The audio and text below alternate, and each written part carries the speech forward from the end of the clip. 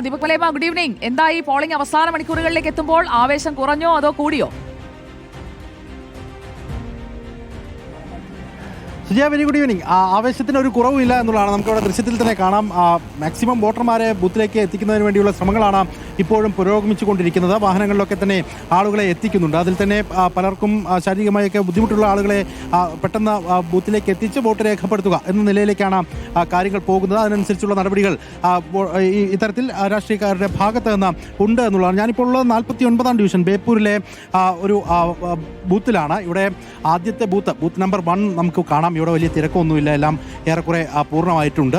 ഒരു വശത്തേക്ക് ക്യാമറ ചലിപ്പിക്കുകയാണെങ്കിൽ ഷബീർ നമുക്കത് കാണിച്ചു തരും. ഈ ഒരു ബൂത്തിൽ ആരും തന്നെ ഇല്ല എന്നുള്ളതാണ്. അതേസമയം തന്നെ തൊട്ടടുത്ത് 1ാമത്തെ ബൂത്ത് കഴിഞ്ഞ് 2ാമത്തെ ബൂത്തിലേക്കുള്ള ക്യൂ നോക്കിക്കഴിഞ്ഞാൽ മണിക്കൂറുകളായി ആളുകൾ കാത്തു നിൽക്കുന്നു എന്നുള്ളത് തന്നെയാണ് നമുക്ക് കാണാൻ സാധിക്കുന്നത്. ദീപക്, ഒരു ഭാഗത്ത് പോളിംഗ് ഉദ്യോഗസ്ഥർ ഇങ്ങനെ വിശ്രമിക്കുകയാണ്, മറുഭാഗത്ത് വോട്ട് ചെയ്യാനുള്ള ക്യൂവിൽ ഇരുന്ന് റീൽസ് ഒക്കെ കണ്ട് ആളുകൾ കാത്തിരിക്കുകയാണ്. ഒരേ സ്ഥലം, ഏകദേശം ഒരു 50 മീറ്ററിന്റെ വ്യത്യാസത്തിലുള്ള കാഴ്ചയാണല്ലോ.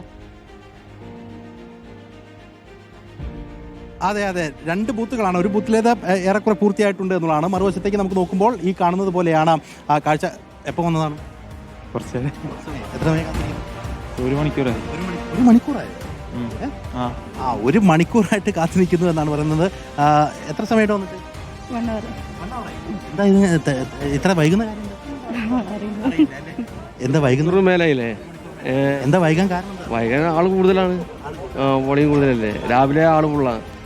രാവിലെ മുതലേ തിരക്കുണ്ടായിരുന്നു. ഇവരൊക്കെ കാത്തു നിന്നിട്ടാണ്. അതാണ്, ചെയ്തിട്ടും തീരുന്നില്ല. ഒരു ബൂത്തിലാണെങ്കിൽ ചെയ്തങ്ങ് തീരുകയും ചെയ്തു, ഒരു ബൂത്തിൽ ചെയ്തിട്ടും തീരുന്നില്ല. പോലീസ് ഉദ്യോഗസ്ഥരൊക്കെ ഉണ്ട്. പ്രായാധിക്യം, അവശത, അങ്ങനെയൊക്കെയുള്ള ആളുകൾക്കൊക്കെ സഹായങ്ങളൊക്കെ നൽകിക്കൊണ്ടുള്ള വോട്ടെടുപ്പാണ്. ദീപക് മലയമ്മ നിൽക്കുന്ന ബൂത്തിൽ. നമുക്ക് നേരെ തൃശ്ശൂരിലേക്ക് പോകാം. Jaison Chavalappil, good evening. തൃശ്ശൂരിൽ വാശിയേറിയ പ്രചാരണമായിരുന്നു. ആ ഒരു വാശി വോട്ടെടുപ്പിന്റെ അവസാന മണിക്കൂറുകളിലേക്ക് എത്തുമ്പോൾ കാണുന്നുണ്ടോ? Sujaya, good evening. നേരത്തെ ദീപക് സൂചിപ്പിച്ച പോലെ എനിക്ക് പുറകിൽ കാണുന്ന ബൂത്തിൽ നീണ്ട നിരയാണ്. തൊട്ടപ്പുറത്തെ ബൂത്തിൽ ആരുമില്ല. എന്താണ് കാരണമെന്ന കാര്യം ഇപ്പോഴും വ്യക്തമല്ല. നമുക്ക് ദൃശ്യങ്ങളിൽ കാണാം, സ്ത്രീകളുടെ നീണ്ട നിര കാണാം. രാവിലെ മുതൽ തന്നെ ഞാൻ നിൽക്കുന്ന ഈ തൃശ്ശൂർ കോർപ്പറേഷനിലെ ചേറൂർ ഡിവിഷനിലെ ഒരു ബൂത്തിലാണ് ഇപ്പോൾ നിൽക്കുന്നത്. ഇവിടെ രാവിലെ മുതൽ തന്നെ തിരക്കുണ്ട്, കാര്യമായ തിരക്കുണ്ട്. രാവിലെ പോലീസ് വലിയ രീതിയിൽ നിയന്ത്രണം ഏർപ്പെടുത്തിക്കൊണ്ടാണ് വലിയ ശാന്തമായി ഇവിടുത്തെ പോളിംഗ് തന്നെ പോയത്.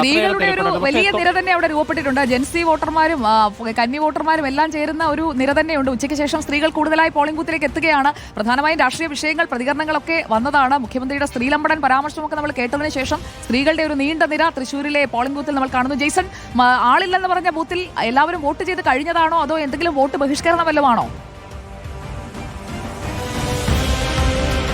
വോട്ട് ബഹിഷ്കരണം എന്ന് പറയാൻ കഴിയില്ല. രാവിലെ മുതൽ ചാറി വന്നതുകൊണ്ട് ആയിരിക്കാം ഒരു പക്ഷേ. ഇപ്പോൾ ഇവിടെ ഈ സ്കൂളിനകത്ത്, ഈ സ്കൂളിലെ 3 ബൂത്തുകളുണ്ട്. അതിൽ 2 ഡിവിഷനുകളിലെ ബൂത്തുകളാണ് ഉൾക്കൊള്ളുന്നത്. ഒരു ഡിവിഷനിലെ ഒരു ബൂത്തിലാണ് തീരെ ആളില്ലാത്തത്. പക്ഷേ ഈ കാണുന്ന ബൂത്തിൽ വലിയ തിരക്കാണ്. ഇപ്പോൾ നമുക്ക് കാണാം, സ്ത്രീകൾ വീട്ടിലെ പണിയൊക്കെ കഴിച്ച് ഒരു വൈകിട്ട് വെയിലൊക്കെ നാർത്തേക്ക് ഇറങ്ങുന്ന കാഴ്ചയാണ്. അതുകൊണ്ട് തന്നെ ഈ വരി നീളുക തന്നെയാണ്. ഈ 2 മണിക്കൂർ പരമാവധി ആളുകൾ ഇവിടെ എത്തിക്കാനുള്ള ശ്രമം രാഷ്ട്രീയ പാർട്ടികളെ അതാണ്. എല്ലാ വോട്ടും അവിടെ ബൂത്തിലേക്ക് എത്തിക്കുക, അതാണ് ഇനിയുള്ള മണിക്കൂറിൽ രാഷ്ട്രീയ പാർട്ടികളൊക്കെ ശ്രദ്ധിക്കേണ്ടത്. നിങ്ങളുടെ വോട്ട്, നിങ്ങൾക്ക് വീഴേണ്ട വോട്ട് ഏതെങ്കിലും വീഴാതെ ഉണ്ടെങ്കിൽ അത് പെട്ടെന്ന് തന്നെ ബൂത്തിലെത്തിക്കാൻ നോക്കിക്കൊള്ളുക. 1.25 മണിക്കൂർ മാത്രമാണ് ഇനി കയ്യിലുള്ളത്.